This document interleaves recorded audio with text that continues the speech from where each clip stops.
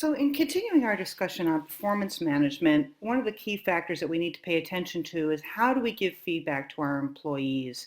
And the most important thing to remember is right from the very beginning to make sure that we've conveyed what the job expectations are, that we've set the standards for them, that we've told them specifically through good communication that's not ambiguous, what's expected, when it's expected, why it's expected, and make sure that we have smart goals set up for people, specific, measurable, achievable, et cetera, et cetera. Um, so, uh, the feedback for relating job performance really has two major purposes. It's part of it is informational, right? We need to let people know exactly what to expect. But the second part of it is motivational.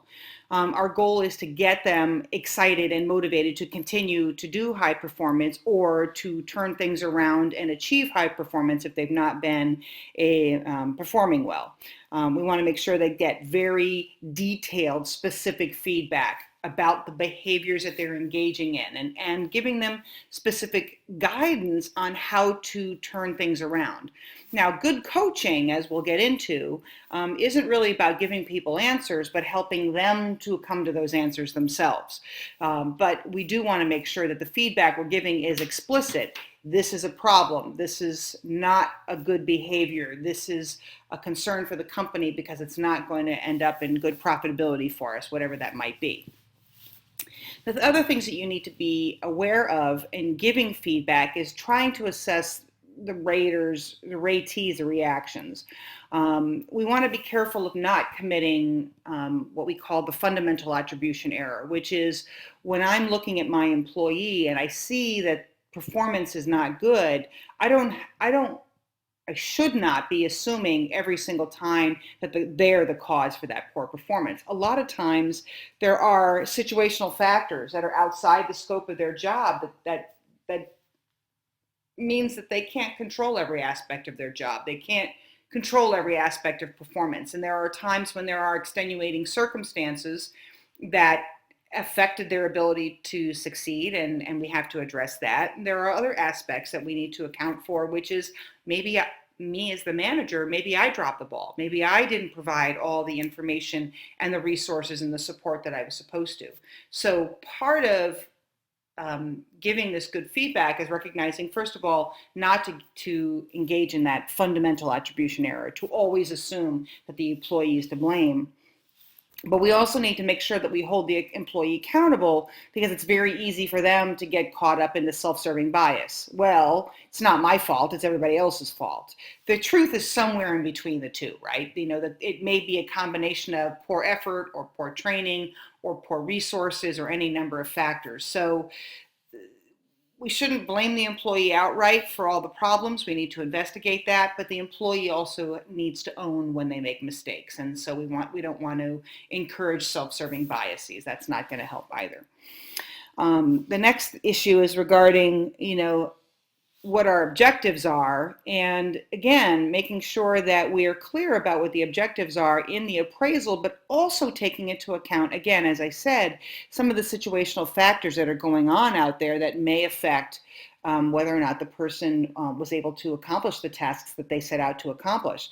There could be external factors, as I said. There could be factors in the organization, meaning that, as the manager, I dropped the ball, or there was not enough time, or there was other problems that interfered.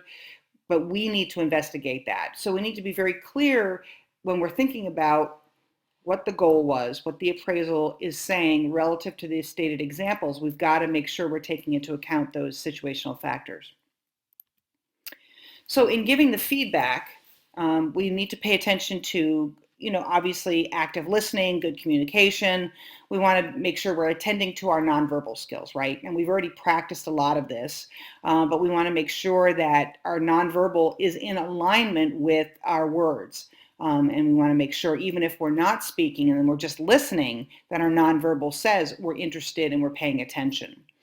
We also want to think about how we use open or close-ended questions. Open-ended questions are when we are trying to get information from people. And you guys, we talk a little bit about this when we talk about interview questions, right? We want open-ended questions a lot of times because we want people to elaborate on things. But there are times when we have to get people's attention and we have to get them focused. And open-ended questions don't always allow people to do that. Now think about how things are in a court of law, right?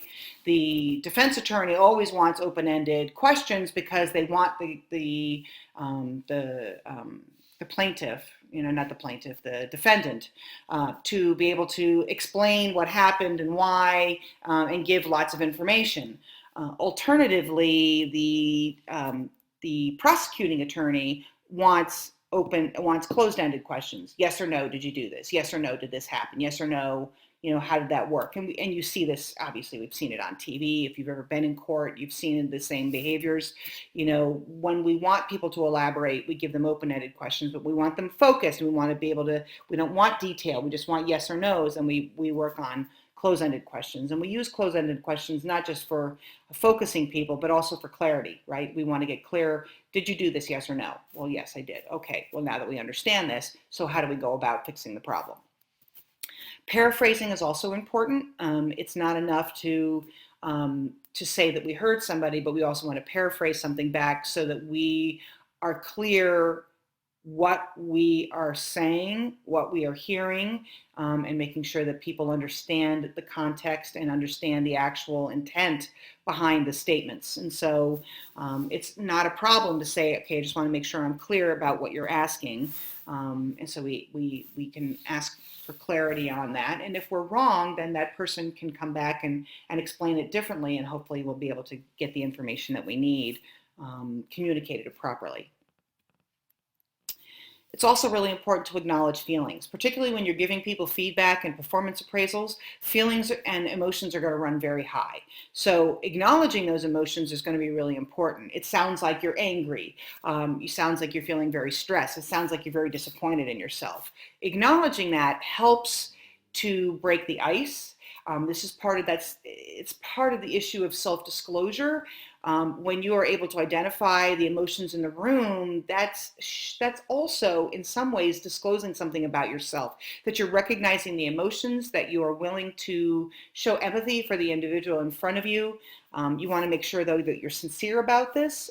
You certainly don't want to be in a situation where you're pretending that you hear things and you really don't.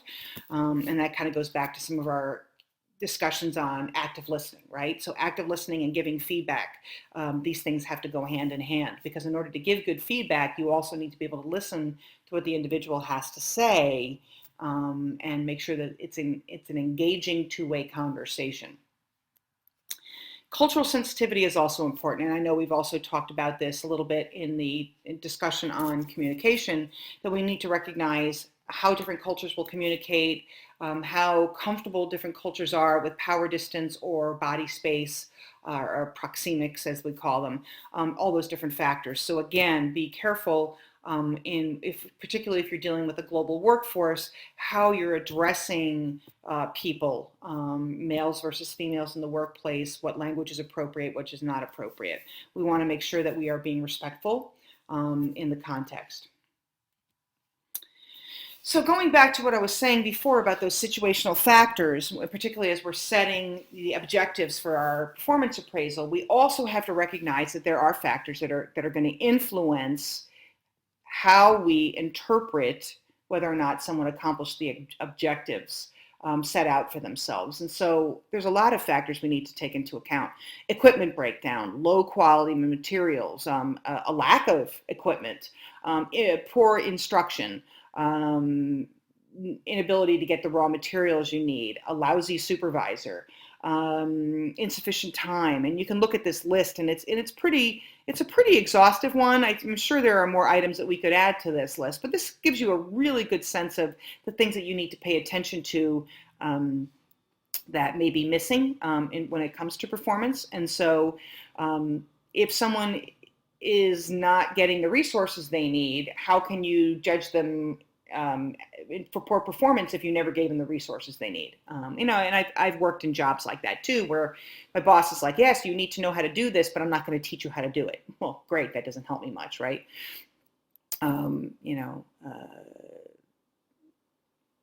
goal here is that you need to self-examine first. And if we go back to the expectancy model, right, that in order for people to be able to perform well, they need to have the skills, they need to be motivated to use those skills, and they need to have the right support, the role clarity for that job. And role clarity involves supervisory support and raw materials and being clear about what the expectations are. You're not going to get a good performer if you don't give them the resources and time and money and help that they need. So here's a great example of those kinds of things that can influence performance that has nothing to do with someone's skill or motivation, and in fact has everything to do with the company dropping the ball and being able to make sure that the person can support them.